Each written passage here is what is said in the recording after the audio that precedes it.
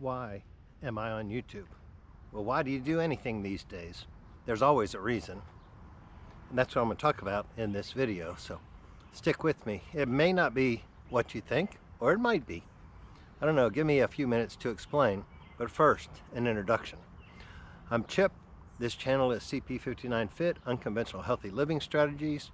I am a 59-year-old, semi-retired, Generation X,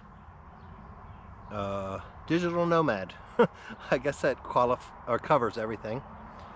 So why did I start my YouTube channel 3 years ago? And you know, that doesn't even really matter, I don't think, because it has changed a lot. My why has changed a lot.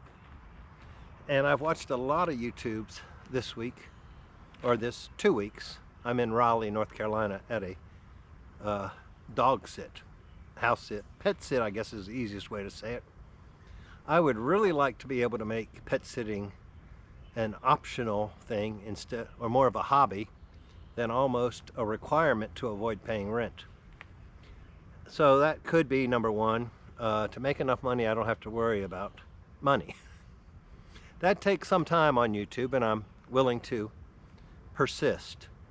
I was actually on YouTube this morning watching a sermon from a church in Pensacola, Florida, and the pastor quoted a very famous quote by Calvin Coolidge. You know, it talked about, like, does education make you this, and does courage make you that?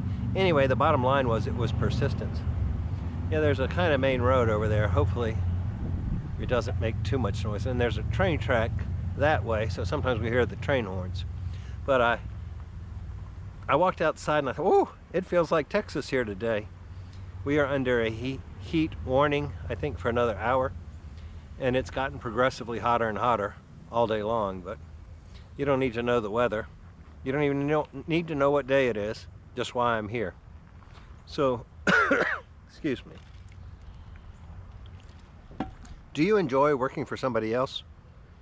I have done it frequently, but I can't say that I ever really enjoyed it, or it was my life's desire to be able to work for somebody else. So this is if you don't know, I ran a political photography company for, I think, 25 years. Almost, no, 20 years in Texas. And then I ran somebody else's company for 5 years prior to that. So I've been in photography for 25 years. And it was always kind of feast or famine. I mean, I was a very successful photographer, but with an eye, I can't compete against the iPhones now. So YouTube does allow me to have a way to still be creative, not work for somebody else, not have a thumb on my head. Hey, Chip, I need you to do this, Chip, I need you to do that. Now I answer to you, and hopefully I share my experience. So yeah, number two is to share some of my wisdom of the ages. Like I said, I'm 59 years old. I have learned a thing or two in those 59 years, and I've survived a thing or two. And I want to share it, and I actually think my target audience is becoming people approximately my same age, who may or may not have had their health issue yet, but you probably are on the course for one if you haven't had it. You might be like my dad at 80, 85, I think, that has never really been in the hospital since he was born, that I'm aware of. Not 100% healthy, but very healthy. So you could be like that, but I think most people are like me. They've had either a near-death experience or a near miss, or they know it's coming. They might be type 2 diabetic, and that's who I'm really targeting here. So why do I want to be creative? Because I have been through a bad experience health-wise, and then I have the knowledge and the experience, and I've done the research afterwards to show you how you may be able to avoid that, or I don't want to say prevent it, but maybe delay it, maybe what's a good word? To not have to live through it. Yeah, that may be actually a result of my near-death experience, is that the right word doesn't always come out right away. I told you, I think, I've made a lot of videos this week that are not going to see the light of day, because I make them and then I think, well, it could be better, or actually let's change this plan, and this is a plan that's changed. I was going to start doing analytic videos on Sunday night, And I can still tell you my analytics. I'll do that in a little bit. I have looked at them before I walked out here to the park. I don't want to ramble too long because it is like 95 degrees and humid here. But anyway, I looked at the calendar and I saw the summer solstice, which actually the first day of summer. Let's talk simple here. The first day of summer was 2 days ago, June the 20th. The first day of fall is like August 20th, I think. So you got June to July, July to August, August to September. I guess September 20th. Yeah, maybe that's what I said. Anyway, that's 12 weeks. I wanted to do 10 weeks of video, so why not wait till June 30th to start, which is 1 week from tonight, which will come out on July 1st, and then I'll have all of July, all of August, and most of September to get monetized and to reach my ideal normal weight on the BMI scale. So I'm going to delay that a minute, but then I thought, well, people really need to know why I'm on YouTube if they want to know why I'm asking them to subscribe. Little red, white, and blue button over there. Just click on that. Or there's also a link down in my description that will take you to my channel where you can subscribe. It's going to ask you if you want to subscribe. I learned that today watching another YouTube on how to set up my settings in here to make it so YouTube doesn't fight me in getting this built. But what I really want to talk about in here was not that I want to be able to make money off of it at some point in the future, and not that I want to share my beliefs or my success with health, but really about why YouTube versus a vlog, a blog, Facebook, Instagram, Twitter, TikTok, or some other platform.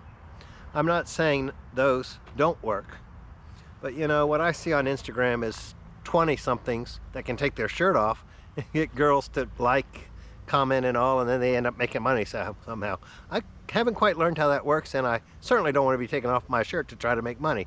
I don't think any of y'all want to see that. I don't want to share it.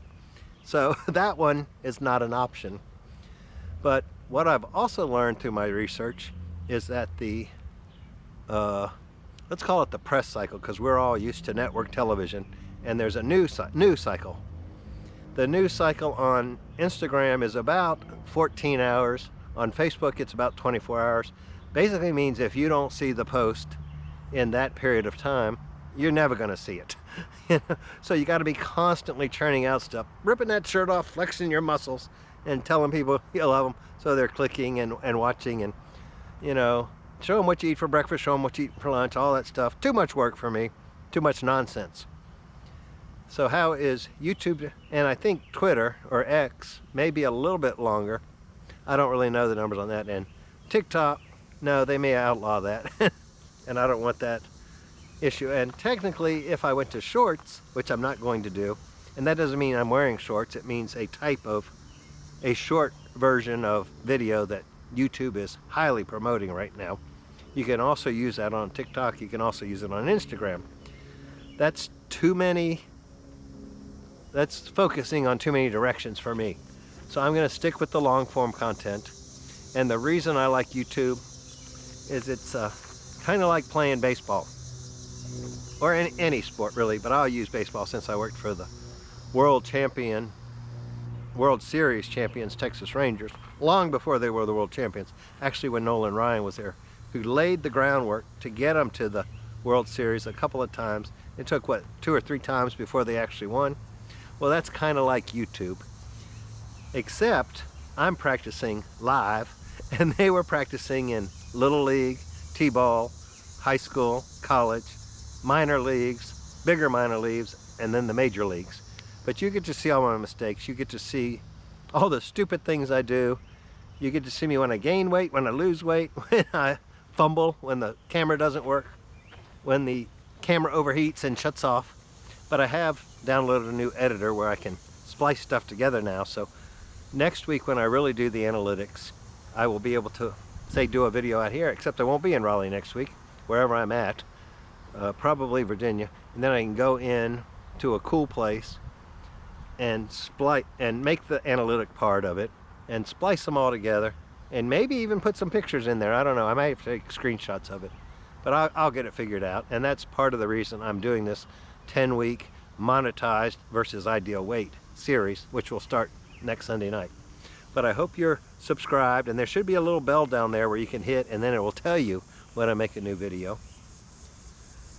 But why did I talk about practice? Because people think that practice makes perfect, and that is not accurate. Perfect practice makes perfect.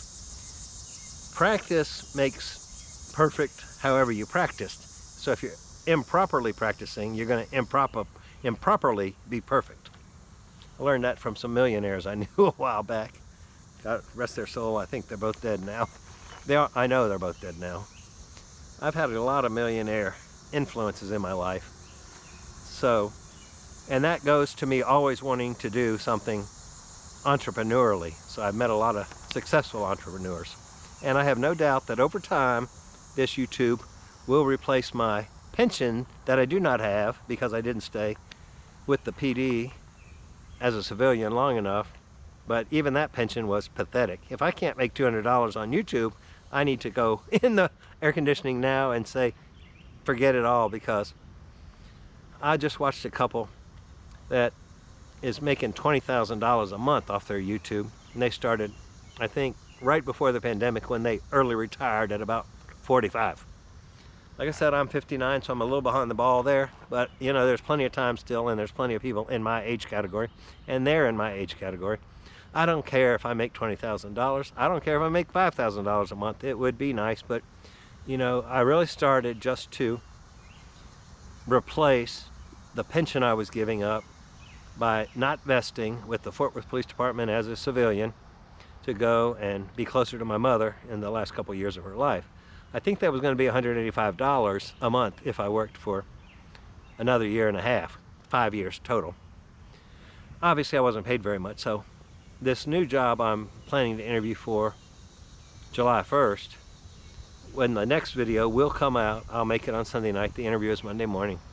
It's going to pay hourly double what I was making at the Fort Worth PD as a civilian.